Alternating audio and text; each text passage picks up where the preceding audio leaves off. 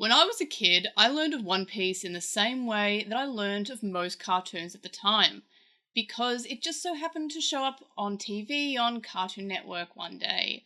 However, somehow, One Piece didn't particularly interest me, and as I grew up, I continued to manage to dodge the franchise as it just did not seem to interest me particularly.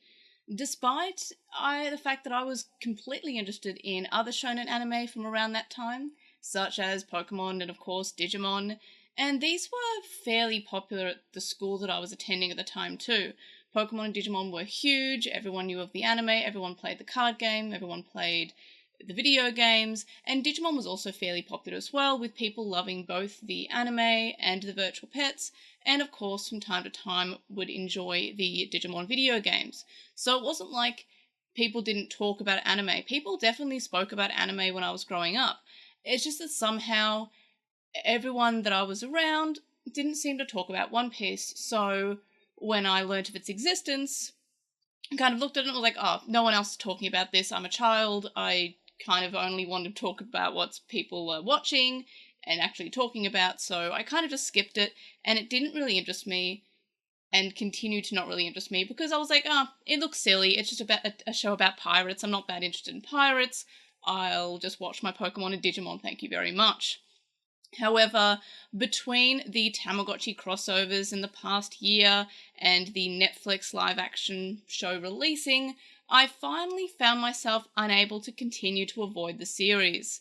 The live-action was a great taste of the franchise, and I would honestly recommend it to anybody who wants to get into One Piece, but isn't sure that they want to commit to a series that has over 1,000 episodes and over 1,000 manga chapters.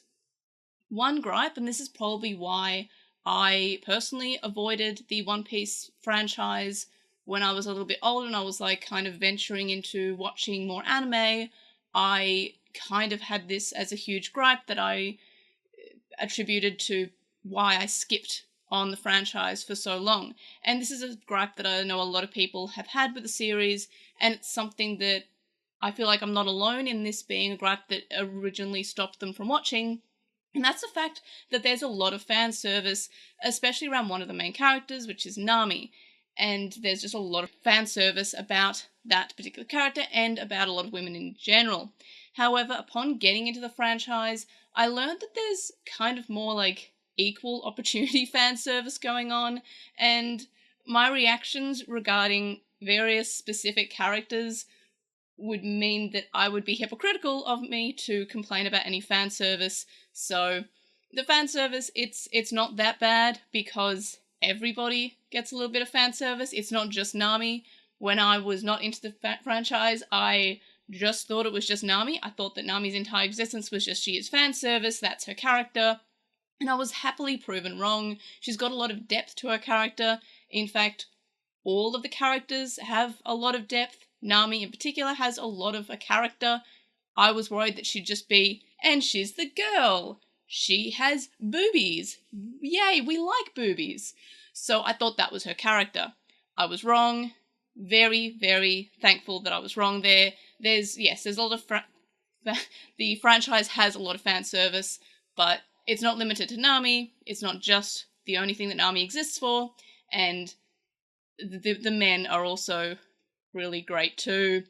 My favourite thing, and this is something that various people pointed out to me when I was getting into the franchise, is that while other shonen anime have the attractive lady anime figures, this franchise has just attractive men sitting in chairs looking really attractive. So it would be hypocritical of me to judge the franchise for having fan service when I am just as bad as anybody else in that regards. So yes, I'm continually thankful for the live action in particular as well, for giving me something pretty to look at, and yeah, it definitely gave me motivation to actually get into the franchise. I was also, and this is kind of related to the fan service thing, I was worried about the character of Sanji being the obligatory girl crazy perverted character, which was effectively in a lot of shows especially anime, back in the 90s, it was kind of like you had to have the comic relief perverted character. And I was worried that that would be just Sanji. I was worried, like, oh, he cooks, he smokes, and he is he likes women too much and is a pervert. And yes, that is his character, but he has, again, more depth than just that. He has various tragic bits of backstory because he's a One Piece character, and I feel like I don't think any of the characters have happy backstories. I don't think anyone just had, like, a happy, non-traumatic childhood. So Sanji has a lot of depth in addition to being an annoying, perverted character, so he's not just that trope that, yeah, the anime, especially shonen, was effectively very fond of in the late 90s. However, during a specific arc called the Fishman Island arc, he gets a little bit too much, and I'm like, buddy, take a walk, go away, just leave, please. And in fact, a lot of post-time skip Sanji is effectively a little bit more annoying than he was previously, especially because for some reason he goes from, like, kind of just having heart eyes whenever he sees a woman to also sticking his tongue out, which is just a little bit too much for me, if I'm being completely honest. But otherwise, he's not that bad. He's got more depth than just being the perverted character. So he's not that bad. Or at least he's not as bad as I was worried that he was, because my limited knowledge about One Piece from before getting into it was Nami is fan service, Sanji is perverted, and those were things that were stopping me from getting into the franchise, but I'm glad that I got into it because those things are barely that annoying, except Fishman Island Sanji. Why? So, after watching the live action, I found myself finally resuming my reading of the manga series in Japanese. I bought the first volume in Japan a few years back, but I hadn't really read past the first volume, and then, honestly, I spent most of the next 2 months catching up on reading all 107 volumes because I can't just enjoy things normally. I'm still in the process of watching the anime, however. I just am finishing off Marineford now, but as a franchise, it almost certainly became all I could think about and all I could talk about, honestly, for a while.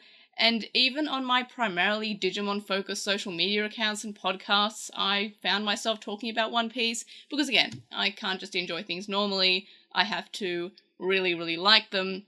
And yes, I caught up with the manga probably a little bit concerningly quickly, but I'm glad that I caught up. Again, still watching through the anime, but yeah, caught up on the manga volumes that have released in Japan, so 107 volumes, so yay.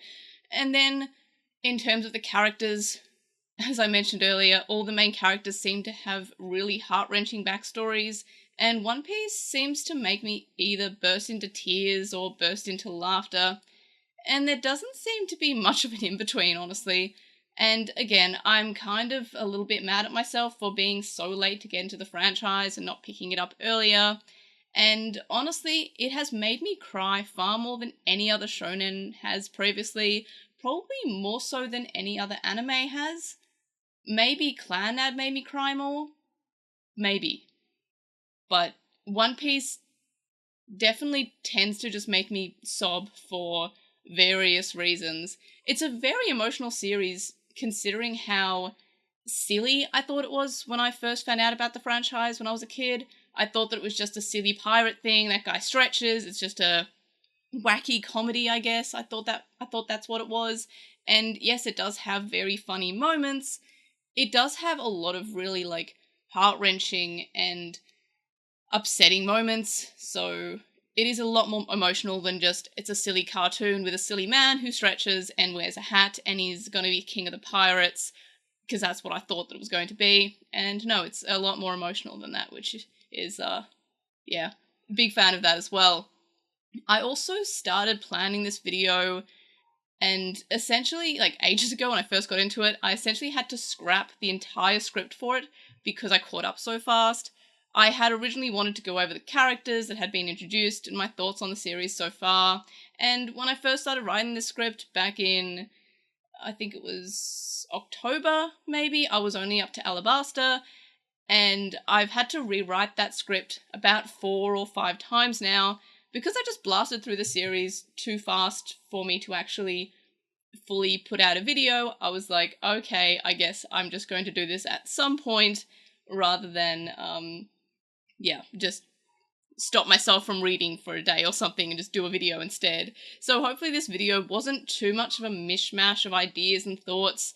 And yes, most of the footage that I've edited together is just my gameplay from the One Piece Warriors 4 game, because I already know what editing Digimon footage is like for YouTube, so I can honestly only imagine how editing clips from an anime that Toei actually cares about would be like. So I'm not going to risk doing that with just anime clips, because I have such a headache trying to get around the copyright problems with the Digimon anime. So yeah, I'm just going to use One Piece Warriors 4 gameplay footage, because I've been playing that game and it's a good game. I like Dynasty Warriors games. So I'm just going to do that. So hopefully this video is somewhat cohesive, or was somewhat cohesive.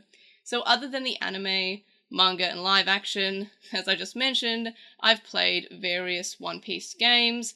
There's of course a mobile game which is called Bounty Rush, and at least the gameplay is unique-ish compared to other turn-based battle or TCG-esque mobile games that the other anime franchises have. It's still, yes, a gacha game where you have to pull the characters and you have to either spend money or not spend money to get special characters that are better in battle. So at least it's more unique and it has different gameplay. Again, it's not just turn-based or TCG-esque like all the other ones. It has some sort of uniqueness to it that makes it not just feel like it's just a reskin of every other gacha game. So I like that.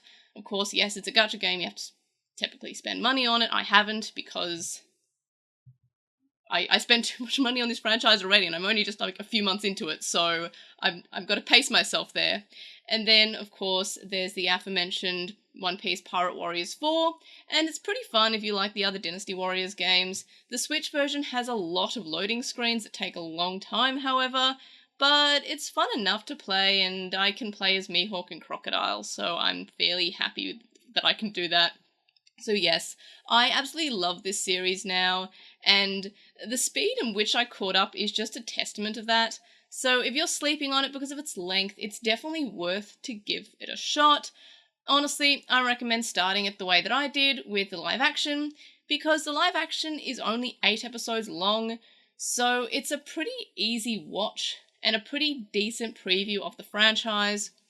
The 8 episodes covers sort of the first 100 or so chapters of the manga. It does obviously skip a lot of parts there, but it's still a good place to enter the franchise from somebody who was previously completely new to the franchise. It's a nice little taste test, and it definitely did get a lot of people interested in One Piece that may have previously skipped it, or were hesitant to get into it because of the length. It feels like something that's not easy to approach, and hey, as a Digimon fan, I feel like sometimes recommending things to people who are new to the franchise can be quite tricky. I have done videos on that in the past, so I know that it can be a little bit daunting for newcomers. However, Digimon anime tends to be sort of separate in different universes with different characters with different stories, so at least with the anime you can kind of just point someone in the direction of one series and they probably only have to watch 60 or so episodes.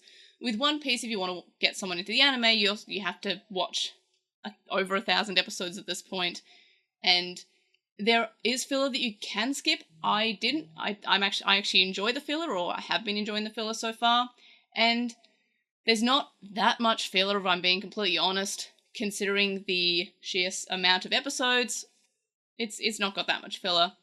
But in any case, those are my thoughts about One Piece as someone who was completely new to the franchise previously, and someone who skipped on it pretty hard until the live action happened. And I guess I just saw Mihawk, and I blinked, and all of a sudden I was caught up to the franchise. So, yeah, Mihawk did some things. So, in any case, those are my thoughts. I'd like to do more videos on One Piece, depending on how people enjoyed this video. So let me know your thoughts, comments, questions, etc., in the comment section below. Like this video for the Mihawk behind me that's hanging out with Hawkmon over there.